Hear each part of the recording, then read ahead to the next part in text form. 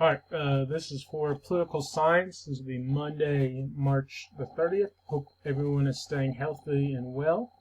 Today we're going to look at two key upcoming Supreme Court cases. These are cases that have been granted cert by the Supreme Court. They will be heard sometime in the fall and then decided probably sometime next year. But these are some upcoming cases we'll be looking at in the Supreme Court. The first one is the city of Fulton versus the city of Philadelphia. This is, I believe her name is Sheila Fulton. So the city of Philadelphia learned in March of 2018 that two of its agencies that it hires to provide foster care would not license same-sex couples to be foster parents based on the agency's religious beliefs. The city informed both agencies that the city contracts prohibit such discrimination and stopped referring children to them. One of those agencies agreed to comply. The other, the Catholic Social Services, sued the city claiming the right to free exercise of religion entitles it to taxpayer-funded contract where basically it can perform a government service even though it is unwilling to comply with some of the city's contractual agreements. So kind of to shorten that all down, the Catholic Social Services said, we want to be one of the city's, licensees, but we are not going to comply with everything in the contract, like, their religious beliefs believe that children are going to a heterosexual couple home, not a same-sex couple home, and so they weren't going to be giving foster kids to same-sex couples.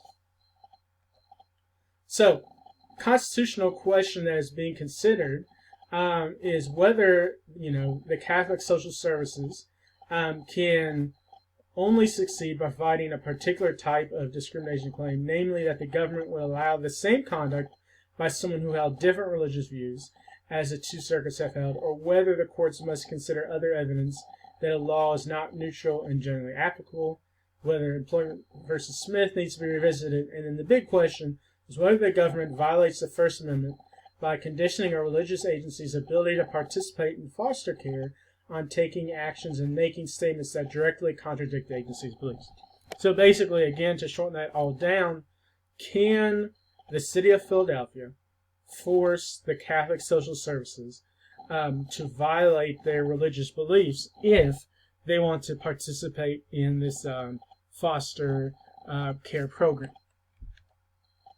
So the case that I mentioned in the constitutional question, Employment Division versus Smith, is dealing with this. This was back in the early 1990s. There are two Native Americans who worked as counselors, and they took peyote, which is a powerful hallucinogen, as a part of their religious beliefs. And they failed drug tests, and they were fired. And then so they, went to claim for unemployment, and the government said no, because you only get unemployment if you were fired.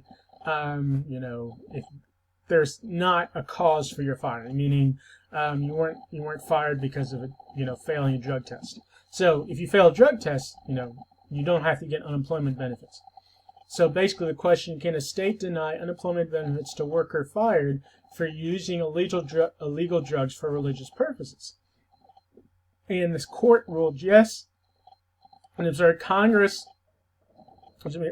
court has never held that an individual's religious belief excuses him from compliance with an otherwise valid law prohibiting conduct that the government is free to regulate. So basically they're saying, look, the government has never said a law that stands on its own, right? The law that stands on its own is we don't want people using illegal drugs, especially powerful hallucinogens like peyote. We've never applied exceptions in that for religious reasons. And basically he says if we allow for exceptions in this case, basically every state law just about could have some sort of exemptions for one religion or the other. So in order to keep the law uniform, the court is basically saying no, we can't provide an exemption even though this is for a religious case, because if we did, And you could basically look at every single law and state that, some sort of religion could come up with an exemption or an exception in this case. So the ruling in this case from the lower courts, so in the Third Circuit Court of Appeals, in a 3-0 decision, it said that the Catholic Social Services failed to show that the placement fees amounted to religious persecution or bias, violating the First Amendment rights of free speech and religious free exercise. One of the circuit judges said that it was trying to stop a clear violation of anti-discrimination. And the question in this case is whether the Catholic Social Services was treated differently because of its religious beliefs, and he wrote that the clear answer to that was no. So he's basically saying, look, they weren't discriminated on against because they were Catholic. The reason why they put the freeze on putting kids in their adoption agency is because they're refusing to comply with these anti-discrimination laws. Okay, if this would have been an atheist or a religious organization that wouldn't, give kids to same-sex couples, they would have been found just as guilty or just as liable or just as, whatever, violating laws as anyone else. So the court granted cert. It will be heard sometime in the fall and then ruled on sometime next summer. So this is a big, obviously, religious liberty versus, anti-discrimination case, very similar to what we looked at last week in the Masterpiece Cake Shop case. And it applies to the same general principle, is that do we allow religious exemptions to individuals who have deeply held religious beliefs about marriage, or do we say, nope, same-sex marriage is now, considered constitutional, everyone has to comply with that, even if it goes against your religious beliefs. The second case, Texas versus California. In 2017, Congress passed the Tax Cuts and Jobs Act of 2017, which lowered the fine known as individual mandate for not having health insurance to zero. So basically, before this act was passed, as a part of Obamacare, there's something in Obamacare known as the individual mandate, which basically mandated that you buy health insurance. If you didn't buy health insurance, you had to pay some sort of a fine to the federal government for not buying health insurance. Well, in 2017, Congress basically lowered that fine from whatever it was to $0. So now, basically, there is no fine, there is no individual mandate for you to have health care. So now, the state of Texas is asking, now that that fine is zero and basically there is no individual mandate, can the Affordable Care Act be considered unconstitutional? And so this was the Obamacare case that was decided in 2012. Several states, along with the National Federation of Independent Businesses, sued the federal government over the newly passed Obamacare law, stating it was a violation of congressional powers. The court concluded that the individual mandate penalty is a tax and is a valid exercise of congressional authority.